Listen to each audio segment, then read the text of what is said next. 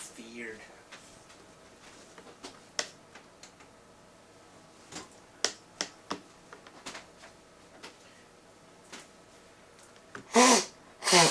Give me one of those.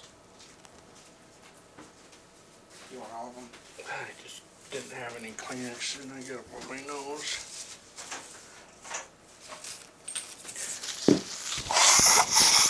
It's like blowing your nose with sandpaper.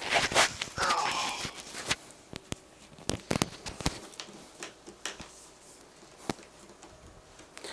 Cheers, everybody.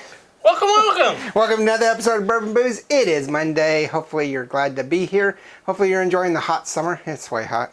I was going to say welcome, welcome from hot Texas. Hot Texas. Actually, you're in Texas, but at this time I'm in England, so hopefully it's not so hot. But hey, mate. But they don't believe in air conditioning, really, so... at least my place doesn't have AC. It's got a window. You got the, what do they call that? Balmy? Yes. It's quite balmy right now, mate. Yes, I'm going to assume so. So, hopefully you like everything we do. Make sure you do hit that like and subscribe. It means a lot to us. And as you know, this has been pre-recorded because I am traveling right now and should be home in a few weeks. But I thought we'd do something quite interesting today. One of my favorite liqueurs. One of Cody's least favorite liqueurs. I don't know how you stand on this, but we're going to look at Absinthe. I like it. I like Absinthe. I like it as a mix for cocktails. I love it in Sazeracs. I like it straight, just not a lot. I like the whole, how you prepare it with the sugar cube and that's the what I want flame to do. and stuff. Like the absinthe thing where you put the contraption where you put the sugar. So maybe we'll think there. about doing that for a Friday cocktail coming up. I don't know when. I'll talk to Cody. But it would be interesting to do that. He might bow out, so you might be in your very first cocktail episode. But this is Absinthe. It's the one that has, it's from the Absinthe Company in France. It's the one that has, what's his name? The guy that cut his ear? Van Gogh. Van Gogh, yeah. It's got Van Gogh on it. It's imported in the U.S. by Chillin Importing Bottling. Does it have wormwood in it, though? It does. This is traditional absinthe refined. It's 110 proof, and it does come with wormwood. I think I saw something. Contains wormwood, or no, I don't know where it says, but it says back here with wormwood. Because they stopped letting the U.S. stopped importing it because it had the wormwood. Yeah, I think was supposed to make people crazy. I think the U.S. stopped importing it around the time of Prohibition, and that was one of the myths of absinthe, is that it made you crazy. It doesn't make you crazy, it's people were drinking it too much. Well, and that was a period where people were doing a lot of stuff. Oh, yeah. They were doing the opium and all that kind And there was adulterated whiskeys and vodkas. That's where they're adding, like, like motor oil or... Well, that was during Prohibition when... Yeah. Well, it's the same time. Bathtub gin and shit. I almost said a bad word. Yeah. But, yeah, there's a lot of myths about alcohol that are very common. People think is true. That's not actually true. And I think that wormwood does probably have a slight hallucinogenic, but you got to drink a lot of it. And I'm thinking the alcohol at 110 proof is getting you before the wormwood. Pretty much. All right, go ahead. Oh, and if you're like, a painter like Van Gogh, and you're like you're probably taking in all the pleasures of what everybody's... Well, not to mention paint. Paint had lead in it back then, so... So, I mean, there's some cause to what is it? Where there's smoke, there's fire? Yeah. Yeah. Okay, so it's 55% or 110 proof. I don't know if you can get higher proof, lower... Well, obviously, I think you can get lower proof, or that's standard. I don't know much about it other than that I really like it. And I don't like black licorice, so that's kind of weird. And I do. Yeah. And I can smell it already. The cost is $35.99 in our local area. No age statement. It's a nice, pretty green. If you don't know what absinthe is, it's a licorice anise liqueur. Didn't they start like allowing the import like 10, 15 years ago? Yeah, it's probably been about 20 years when they started allowing both absinthe and limoncello, true limoncello. You couldn't buy true limoncello or import it in the U.S. or absinthe. And I don't know the story behind the limoncello thing. Probably anti-Catholic, anti-Italian mumbo-jumbo stuff. But you couldn't import those too until about 20 years ago. However, you could get those in the U.S. as a U.S. product that had not the wormwood. I don't even know about limoncello. Because I just remember when it's like, you could get absinthe. It was a little tiny bottle.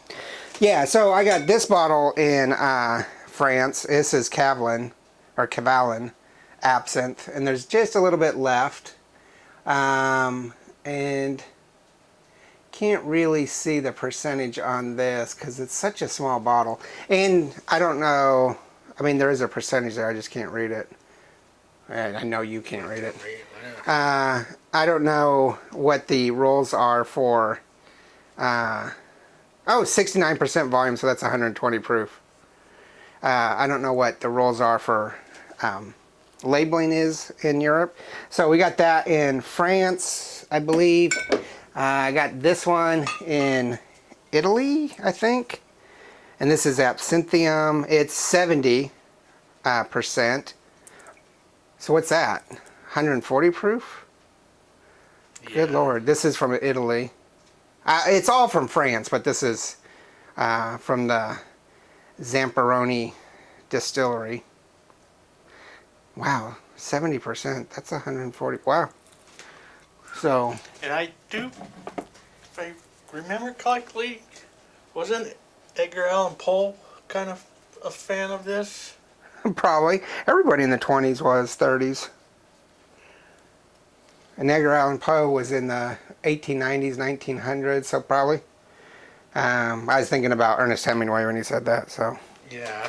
All right, $35.99 is not bad.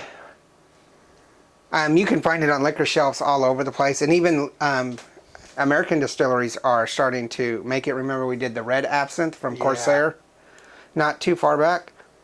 And the smell, it smells like licorice. Yeah, I don't mind the smell of licorice, the black licorice, the taste of it, I don't like. But I've always liked black licorice, though. But since I had COVID a few years ago, my taste buds have changed quite a bit, and I like things I'd never liked before. Like strawberries. My wife's just amazed and not too happy I like strawberries because they were hers. You eat them all now? Do you buy her the strawberries dipped in chocolate and then you eat them all, and she's like, those were mine, you gave them to me? Yeah. Woo! Very strong. Nice and sweet and licoricey and nice on the front end. Burns all the way in the back. Yeah, and I was gonna see if he disagreed with me. No, this is the one time where we like agree. Yeah. Because usually I'm like, it's on the front, and you're like, it's on the back. This is totally on the back. And it makes your tongue kind of tingly and numb. It's really good. I don't suggest shots. I probably poured too much for us. And we're actually filming 2 more episodes. We probably should have done this one last. I'm saying this is like... It's like candy. Like a dessert. Excellent after dinner. Yeah. Yeah, maybe we'll do a craft cocktails episode, and we'll do the traditional way. But we'll maybe do a couple other things. The only cocktail that we currently use it in is Cody made one that we just aired not too long ago called A Night Before Hell. I believe that's it.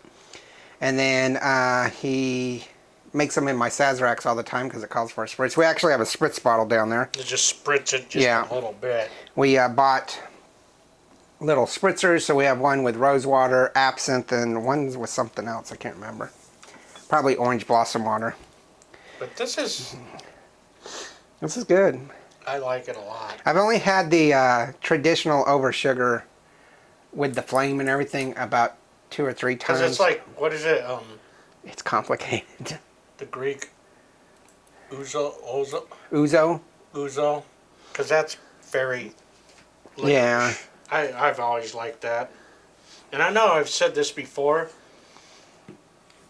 but when I was a youngster,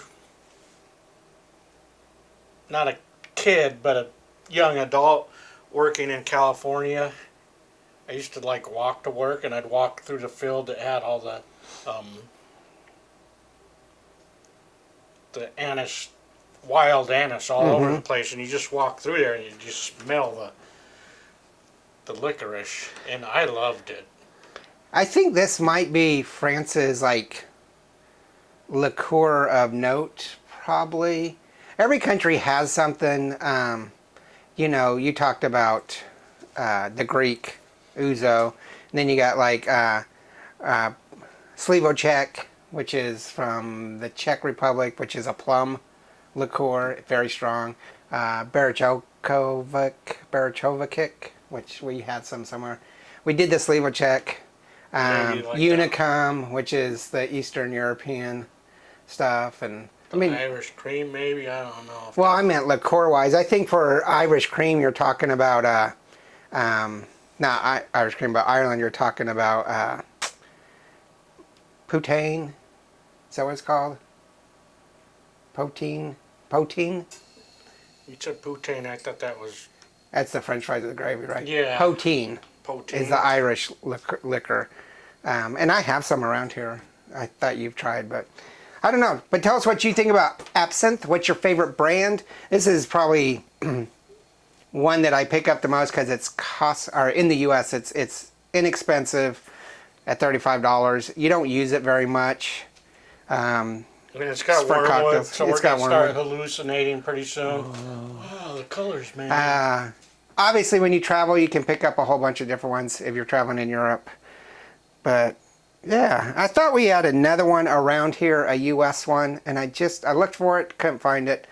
I'm not going to do an episode on each brand because the French ones are all really similar.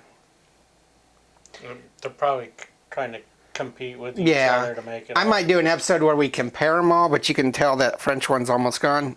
So I don't think we'll do that. But tell us what your favorite one is.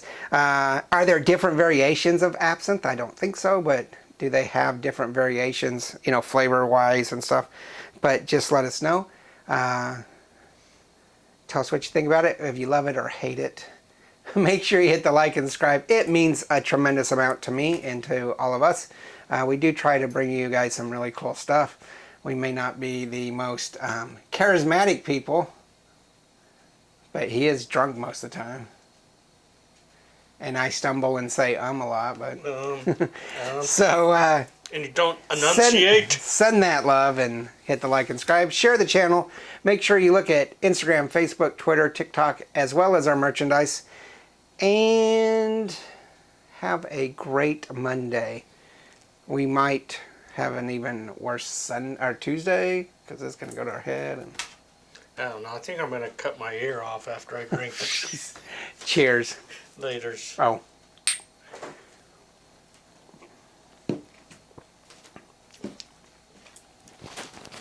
Woo! I got to do some painting right now.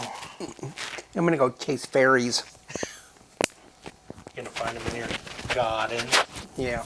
You're going to find some fairies in your garden. Woo, woo, woo. I like it. I do too. I love it.